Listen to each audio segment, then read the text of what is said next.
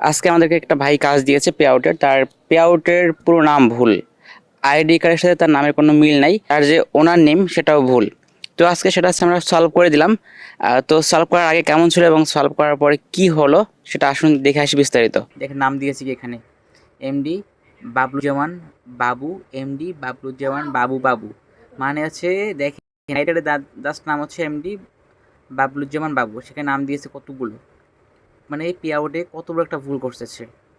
তারপরে যদি দেখায় এখানে কি আছে দেখেন, এই দেখেন পে আউট অ্যাকাউন্ট ওনার নেম দেখতে পাচ্ছেন, এখানেও সেই কিন্তু একই ভুল করছে। সো আমরা হচ্ছে এটা এখন তাকে চেঞ্জ করে দিব। এই দেখেন বিজনেস নেমে দেখেন কি লেখা দেখছেন, বিজনেস নেমে সব কিছু ভুল। এইরকম ভুল হলে কিন্তু আপনি জীবনেও পেমেন্ট পাবেন না এবং আপনার অ্যাকাউন্ট যে কোনো সময় সাসপেন্ড করে দিবে। সো এটা ঠিক করার পরে কি হয়েছে একটু দেখে আসি। তো আমাদের কাজ শেষ হওয়ার পরে দেখেন এই যে এমডি বাবলুজ্জামান বাবু, আমরা কিন্তু নামটা তার চেঞ্জ করে দিয়েছি। তারপরে দেখেন এখানে তার কিন্তু 5টা পেজ অ্যাড করা আছে দেখতে পাচ্ছেন, এই যে এখানে 1টা 2টা 3টা, মানে তার কন্টেন্ট মনিটাইজেশন রয়েছে, তারপর অ্যাড ব্রেকস রয়েছে, সব মানে অনেক কিছু রয়েছে। তারপরে দেখেন এখানে ছিল হচ্ছে কি ফুল নেমে কিন্তু দেখেন এমডি, এখানে কিন্তু নামে ভুল ছিল, সেটা কিন্তু আমরা সলভ করে দিয়েছি। তো যাদের এরকম সমস্যা আছে তারা এখনই নক করতে পারেন।